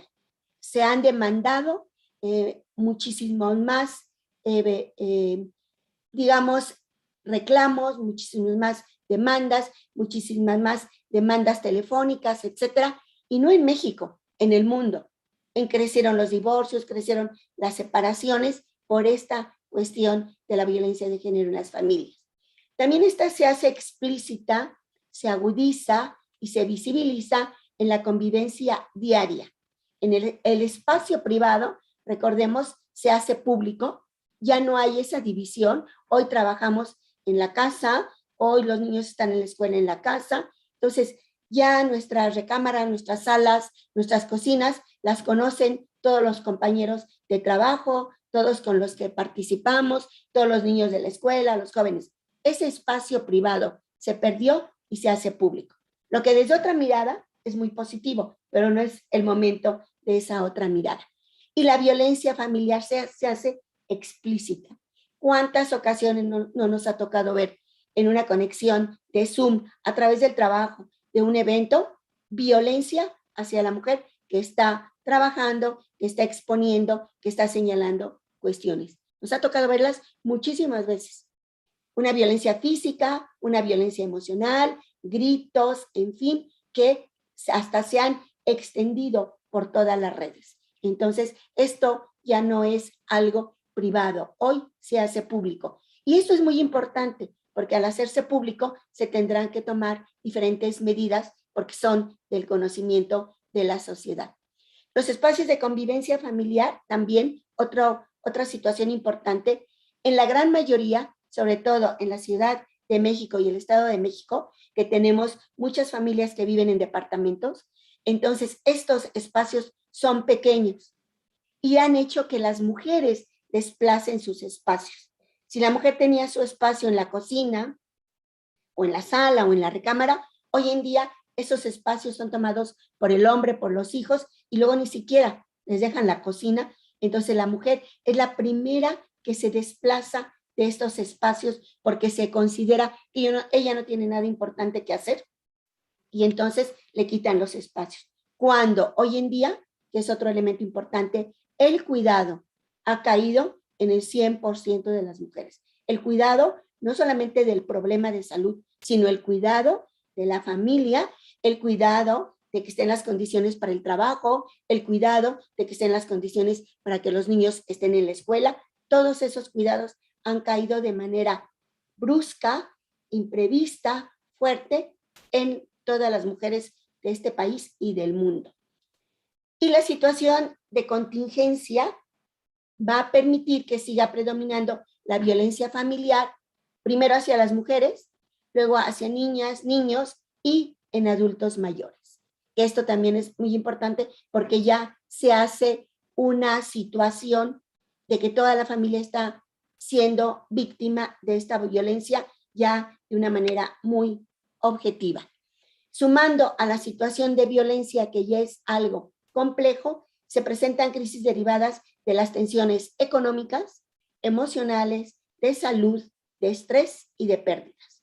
Por lo tanto, podríamos concluir que esta violencia de género, que ahora es abierta, que es explícita, nos está llevando a otras situaciones de tensionales importantes que hay que considerar entre todos los integrantes de la familia. Bueno, estos son los resultados de esta investigación. Esta investigación ya está en proceso de publicación y bueno, pues esperemos que les haya permitido ver esta problemática tan compleja que estamos viviendo hoy en día. Gracias. Gracias, maestra Diana. Muchísimas gracias por su presentación. Creo que resultados muy importantes que de cierta manera se van compartiendo, se van llevando de la mano con los otros, con las otras ponencias, ¿no? Que han ido hablando del tema de la violencia, un tema tan importante que lamentablemente, voy a decir, está presente hoy en día. Y bueno, vamos a seguir con nuestra siguiente participante. Sí, que tenemos en este momento la presentación Violencia en el noviazgo ejercida hacia los hombres a través de las redes sociales horizontales, presentada por Angélica Guadalupe Ortiz Martínez. Ella, ya estamos aquí, tenemos algunos problemas de conexión de internet porque me comenta que está lloviendo fuertísimo de aquel lado. Ya está aquí con nosotras. Ella es estudiante de licenciatura en Trabajo Social. Pertenece a la Unidad Académica de Trabajo Social y Ciencias para el Desarrollo Humano, Universidad Autónoma de Tamaulipas. Sus líneas de investigación son género y trabajo social, violencia de género. Adelante, Angélica, ¿nos escuchas? Sí, ¿me escuchan de aquel lado? Sí, todo bien. Entonces te voy a apoyar en presentar. Sí, por favor. Gracias.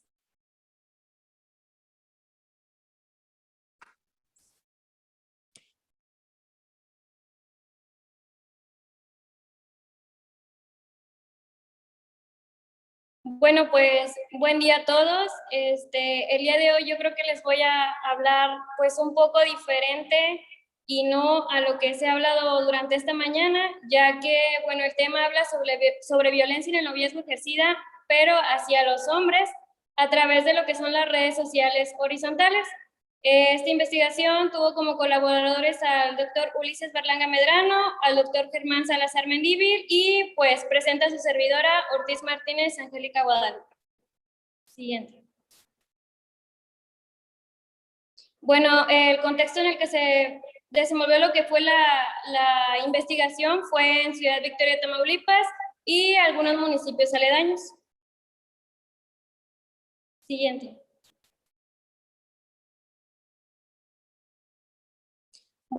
Bueno, en lo que respecta al problema,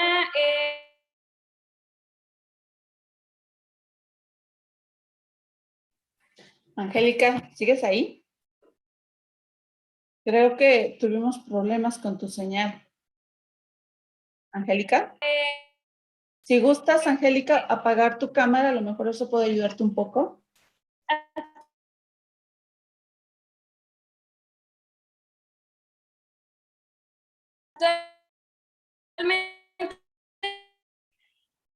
Lamentablemente no te estamos casi escuchando, entonces no sé si preferirías apagar la cámara e intentar nuevamente ya hablar con la cámara apagada.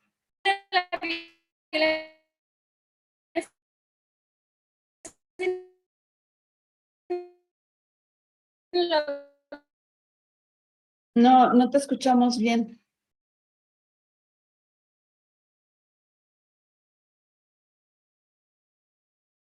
Creo que tuvimos problemas.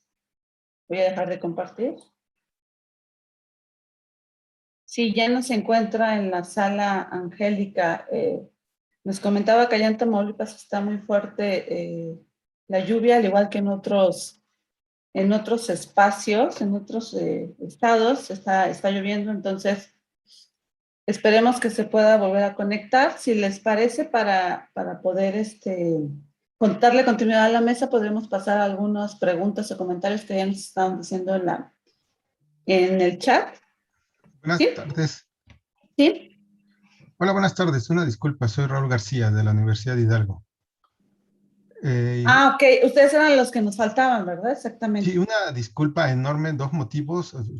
Aquí está pasando también muy fuerte la lluvia, nos quedamos sin internet hace un rato y bueno, entonces y otras cuestiones administrativas. Muy bien. Pero una disculpa. Entonces, ¿podemos aprovechar el tiempo y podemos pasar con la presentación de ustedes? Sí. Okay. Entonces no sé si pueda compartir. Sí, adelante. Es de la Universidad de Hidalgo. Si quiere, adelante, por favor, ya para... Ya se observa, Ok. ¿verdad? Sí. Gracias, muy buenas tardes. Antes que nada, saludar a todas. Gracias por este espacio. Antepongo dos circunstancias. Este trabajo como tal, simplemente yo soy el asesor desde el punto de vista, ahorita van a ver, he escuchado con atención a la que me tocó, lamentablemente tiene una hora que pude entrar. Y bueno, la titular de este trabajo es Fanny Martínez Mérida. Ella es estudiante del posgrado de Política y Gestión Pública de la Universidad Autónoma del Estado de Hidalgo. ¿Qué es lo que ella está realizando hasta este momento? Ella propiamente está realizando una investigación que trata de visibilizar o conocer cuáles son las principales políticas de atención al acoso escolar en instituciones públicas de educación superior en Hidalgo.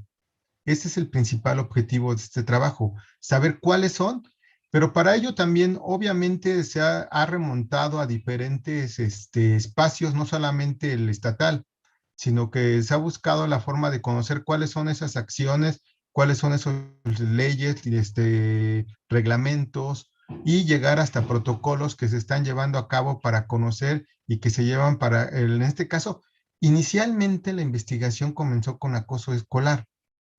Ya actualmente se está enfocando propiamente ya al acoso y hostigamiento sexual básicamente. Entonces, ese es el objetivo de este trabajo de investigación.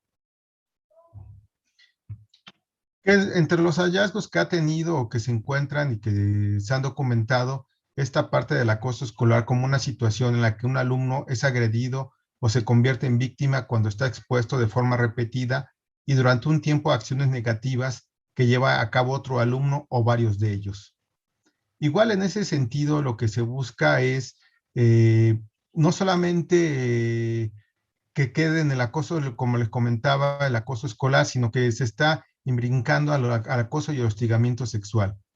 No se busca saber si lo existe o no, se parte de la premisa de que lo hay, sino qué están haciendo las instituciones, principalmente de educación superior, ante el acoso escolar.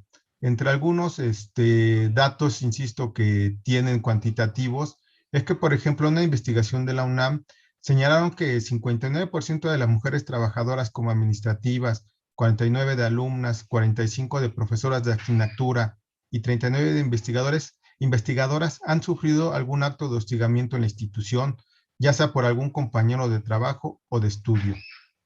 Pero también en este se ha encontrado que las mujeres son quienes han puesto la discusión de la violencia como un asunto de interés público desde la academia o el activismo. Ellas han desafiado las costumbres y los propios marcos normativos para desde sus propias experiencias nombrar e identificar los tipos de violencia que hasta hoy se conocen. ¿Cuáles son las condiciones para que se presente la violencia escolar? Tiene que haber una acción agresiva, repetida y sistemática. Esto lo sacamos de la Ley de la Prevención Violencia Escolar del Estado de Hidalgo, en su artículo 14, que si bien es para educación básica, pero lo tomamos como un marco referencial. Entonces, tiene que haber no tiene que haber muchas, sino solamente con un tipo de violencias y que se reconozca ese acto de violencia. Como ustedes lo saben, existen diferentes tipos de violencia: psicológica, física, patrimonial, violencia económica y violencia sexual. Igual se están retomando algunas estadísticas o estudios ya previamente hechos. Se retomaron algunos datos de la ENDIRE, de la Encuesta Nacional sobre la Dinámica de Hogares, en donde se señala el índice de violencia, los tipos que existen en educación escolar, en la educación básica, media, superior. Y también aquí algunos datos que nos dan a presentar es la mayor proporción de violencia escolar, específicamente en el tipo de violencia sexual. También es la más alta con un 12.3% en lo que respecta al nivel superior. El índice más alto es el tipo de violencia sexual con un 11% y el emocional con un 0.9%. Esto, repito, es como más que nada como un marco que nosotros tenemos. El trabajo se ha concentrado básicamente en entender y ver cuáles son las diferentes acciones que se están llevando a nivel federal y concentrarlo propiamente en aspectos en instituciones, en este caso de educación superior, que nosotros tenemos. Es entonces que lo que hemos encontrado nosotros hemos puesto cuáles son las responsabilidades de la educación superior en el acoso escolar. Por ejemplo, encontramos existe una serie de cuadros comparativos uno de los primeros disposiciones es las directrices para elaborar e implementar mecanismos de prevención y sanción del hostigamiento sexual y acoso escolar en las instituciones de educación superior. Esto publicado por el Instituto Nacional de las Mujeres en el 2021. Obviamente se retoma la Ley General de Acceso de las Mujeres a una vida libre de violencia. ¿Qué es lo que señala la Ley General de Educación? También la Ley General para la Igualdad entre Hombres y Mujeres. Se retoma el Programa Nacional para la Igualdad entre Mujeres 2020-24. El Instituto de las Mujeres en el caso estudiar cuáles son los protocolos que señala para la prevención, atención y sanción del hostigamiento sexual. En el caso concreto del Estado de Hidalgo se retoma y se estudia la parte de que lo que señala la Ley de la Juventud del Estado de Hidalgo, el cual señala que los menores deben ser protegidos y respetados en su integridad física y mental. La Ley para la Prevención y Protección, Atención y Erradicación de la Violencia Escolar en el Estado de Hidalgo del año 2015. Igual en el año 2021, la Ley de Acceso a una Vida Libre de Violencia del Estado de Hidalgo, que si bien provenía de 2007, tuvo una reforma en el 2015, donde en el artículo 12 aborda las manifestaciones de violencia docente como el hostigamiento y el acoso sexual, entendiendo el primero como el ejercicio de poder mediante violencia física, psicológica, sexual o económica sobre las mujeres a partir de la subordinación que tiene respecto al docente. Pasamos a un tercer momento que nosotros igual está en ese proceso de construcción. Por ejemplo, son muchas universidades o instituciones de educación superior, algunas de las que se han rescatado principalmente vía internet, es, por ejemplo, la Universidad Autónoma de Querétaro, quien tiene entre sus acciones un código de ética y de conducta, un protocolo de actuación e intervención en materia de violencia de género.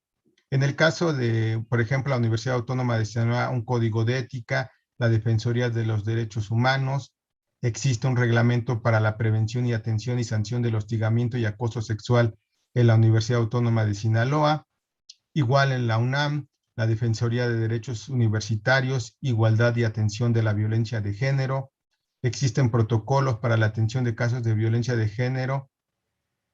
En el caso de la Autónoma Metropolitana, políticas transversales para erradicar la violencia por razones de género, el protocolo para la atención de violencia de género en la UAM, Unidad Xochimilco. En la Autónoma de Nuevo León comenzaron con acciones afirmativas en el 2014. Para el 2019 crean un protocolo de atención en casos de hostigamiento sexual. El Instituto Politécnico Nacional en el año 2020 hace una modificación y tiene un protocolo para la prevención, detección y atención y sanción de la violencia de género. Y en el caso concreto de la Universidad Autónoma del Estado de Hidalgo, ¿cuáles son las principales acciones que ha llevado a cabo? En el año 2018 tiene una modificación su reglamento escolar y sanciona y busca el trato equitativo y oportuno de igualdad de género. Algo relevante para la universidad es que en el año 2008 crea la figura del defensor universitario o la defensoría universitaria, y cual tiene una calidad de autoridad para sancionar cualquier acción que atente contra los derechos universitarios. Otro aspecto relevante que ha tenido la universidad es que en el año 2019 publica el Código de Ética e Integridad Académica del Personal y el Alumnado de la universidad.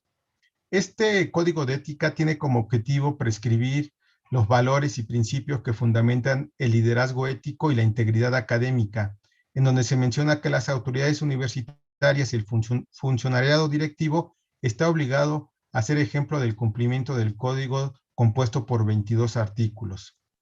Otro elemento igual de relevante es el Código de Conducta de las Autoridades y el Personal de la Universidad. En este señala aplicar la cero tolerancia en casos de hostigamiento y acoso sexual. Menciona las obligaciones de las autoridades y el personal a fin de prevenir y combatir conductas de hostigamiento y acoso escolar. Señala que las autoridades, el personal académico, administrativo, el funcionariado tiene prohibido cortejar, promover, incitar o iniciar cualquier tipo de relación de noviazgo sentimental o sexoafectiva con una alumna o alumno de la universidad.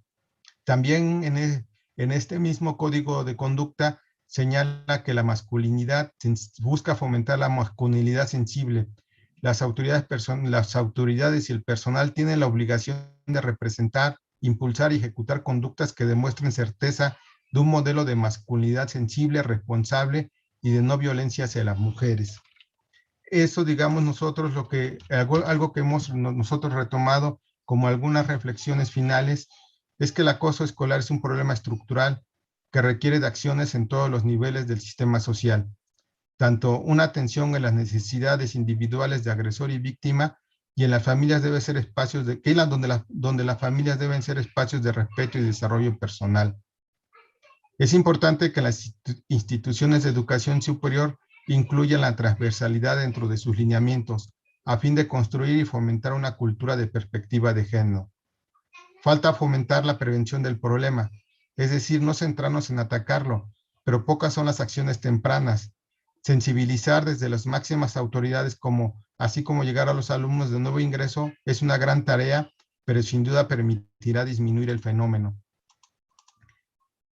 Y bueno, eso sería, repito, lo que nosotros hemos realizado, lo que ha realizado Fanny, y es lo que nosotros queremos compartir. La última acción que se está trabajando es ya crear el protocolo de atención para los casos de acoso escolar, que se está en construcción por la universidad y que se está, en esa construcción también participa Fanny, la doctora Leila, que es también, la maestra Leila, que es también una de las asesoras de este trabajo. Y bueno, hasta ahí dejaría mi participación. Gracias y una disculpa por muchísimas gracias, maestro Raúl, por estar con nosotros. Sí está medio complejo todo esto. Pasaríamos a nuestra última ponente. ¿Ya andas por ahí? Ah, creo que se volvió a salir. Ya no está. Angélica. Bueno, recordarles que a la 1:00 vamos a dar paso a la clausura del Congreso. Entonces, si me hacen, no sé, indicaciones desde el comité organizador, que no está la compañera. No está. Entonces, mientras voy a leer las preguntas que están, ya vemos si nos da tiempo o no de poder contestarlas, porque ya estamos muy sobre tiempo. Para Gloria Isabel, ¿cómo relaciona la violencia machista patriarcal en las trayectorias de vida de las mujeres? Es decir, ¿cómo influye la violencia en la identidad de las mujeres y en la incapacidad de salir del círculo de violencia? Para Jessica, ¿cuál ha sido la respuesta de las colegas de trabajo social con relación a la perspectiva feminista, ya que no tiene tradición en la disciplina de trabajo social? Para María Elena, perdón, me movió. ¿Cómo relacionas los aspectos de pobreza y de clase social en tu investigación? Para la doctora Julia Chávez, le mandan muchas felicitaciones y respeto, y le preguntan qué teoría social utiliza para su investigación. Podríamos a lo mejor brevemente que nos compartan una pequeñísima respuesta, porque vuelvo a lo mismo, tenemos que dar cierre de esta mesa y pasar a lo siguiente. Adelante, Isabel. Muy bien.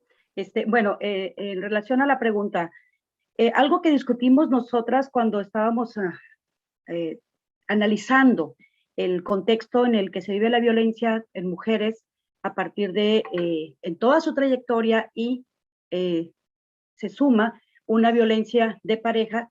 Entonces, hacíamos ahí como una conclusión de que esta identidad, esta construcción de la identidad de muchas de las mujeres que vinieron viviendo violencia y que aceptan o que se involucran en un círculo de la violencia, a veces no son conscientes por la misma naturalización que ya vienen ellas viviendo. Pero además, esta experiencia que tuvieron en el caso de la familia monomarental, en el caso de las dos personas que fueron entrevistadas, dos mujeres que fueron entrevistadas, da también como una orientación a que la figura paterna construidas desde esta figura paterna necesaria para que la familia y para que todo esté en armonía, tenga que estar presente en una relación familiar, ¿no? La figura materna como tal, entonces, se volvería débil, y al no tener una familia completa, por así decirle, una familia completa, para que para ella representaba esta ausencia, construir algo a partir de que acepto la violencia de mi pareja porque no quiero que mis hijos tengan esa realidad que yo viví. Entonces, van construyendo en ese transitar de sus propias vivencias, van, y que es parte del modelo, porque invisibilizan un tanto, desde el punto de vista del análisis, a la mujer como también una figura importante, y lo centran. Si no tienes a un padre, entonces no tienes una familia, o no tienes una realidad que sea aceptada socialmente, pero también por parte de las mujeres, que ya han venido naturalizando esa forma de vivir en función de, bueno, el hombre, desde una mirada, desde el patriarcado, el hombre es una figura importante en la familia. Entonces, hay por ahí mucho que analizar en ese sentido, pero siendo breve, esa sería parte de la explicación. Muchas gracias. ¿Podríamos tener una respuesta más? ¿Quién quisiera? Digo, también estas preguntas se siguen retroalimentando. ¿Quién quisiera rápidamente, que ya estamos sobre tiempo? Si quieres, comento rápido. Sí, adelante. Mariana. Bueno, la teoría es la teoría crítica, la teoría sociológica que retomamos. Toda la teoría desde la Escuela de Frankfurt hasta lo actual, porque en esta se inserta también la teoría feminista. Gracias. Muchas gracias. ¿Alguien más? Sí, si quieres comento un poco lo de cómo fue la respuesta de las y los colegas. Pues me parece que hubo una resistencia justo a adoptar como esta perspectiva feminista. Me parece que tiene que ver justo con que, bueno, hay todo un conjunto de mitos y estereotipos sobre lo que implica el feminismo, pero también por las implicaciones personales, ¿no? De cuestionarte tu propia existencia, por tu propia vida cotidiana y todo tu conocimiento que has construido a lo largo de tu trayectoria personal. Entonces, sí hubo una resistencia, pero me parece que ahorita, durante los dos grupos que han tenido ya la clase de género como materia obligatoria, han aceptado muy bien el tema del feminismo, y me parece que las maestras que están impartiendo la clase justo lo hacen desde esta perspectiva, ¿no? De desmitificar lo que ha implicado el feminismo, y más bien apostarlo como una teoría crítica que nos da la complejidad para mirar esas relaciones de poder. Entonces, me parece que es un avance muy importante, ¿no? Ya que las estudiantes que están ahorita formándose en el primer semestre tengan oportunidad de conocer a la teoría feminista y lo que implica realmente como una teoría crítica. Entonces, es así. Muchas gracias. Comité organizador, está entrando o acaba de entrar la ponente que nos faltaba. ¿Me dan indicaciones? Porque ya estamos sobre tiempo para la clausura, para saber si le damos la voz. ¿Qué hacemos?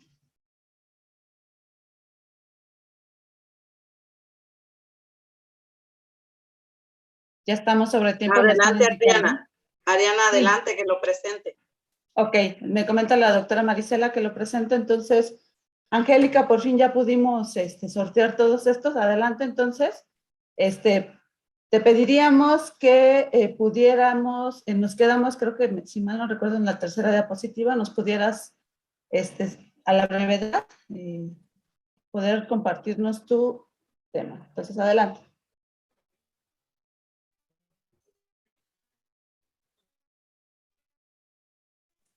¿Angélica? Sí, en lo que respecta a...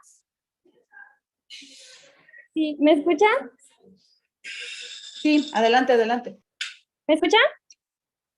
Bueno, sí, lo que es de la justificación de lo que es esta investigación, se puede ver cómo pues la violencia en el noviazgo pues se le ha ido incrementando o dándole otro enfoque. Por ejemplo, a lo que es el hombre, antes se le conocía pues como el victimario, cuando ahora pues suele ser la víctima, y a la mujer pues viceversa, ¿no? Esto pues se ha ido considerando que que la magnitud del problema va en incremento, ya que, pues, como le digo, es importante que el hombre sepa que está sufriendo de violencia a través de ciertas señales y que no lo minimice y que no se queden callados, porque esto puede llegar a provocar incluso también la muerte. Siguiente diapositiva, por favor.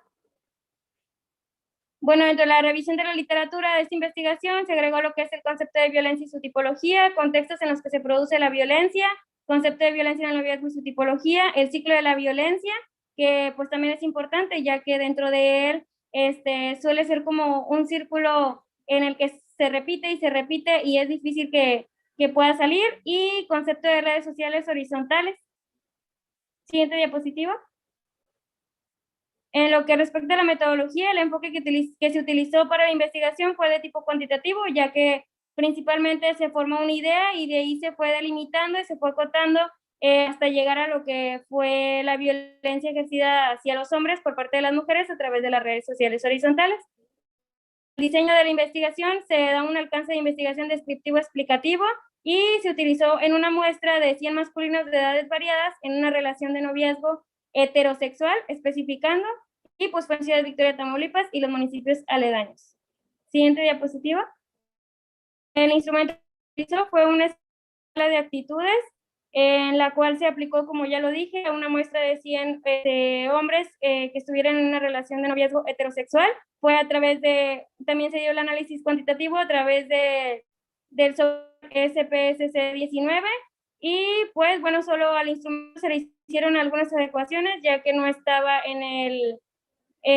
adecuado para presentarlo en cuanto al lenguaje y también en los reactivos que eran específicos solamente para los hombres, y pues ahí venían también para mujeres. Siguiente diapositiva.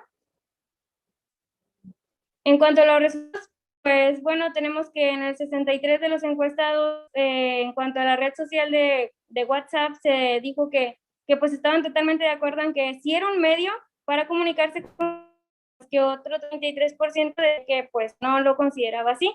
En el 46.7 mencionaban que pues sí ha experimentado un malentendido discusión a través de pues, chat en esta misma plataforma WhatsApp, así como también el 33 manifestó cuando reciben un mensaje de sus parejas preguntando en dónde o con quién sienten que en dónde o con quién están es porque los quieren y porque se preocupan por ellos. Siguiente diapositiva.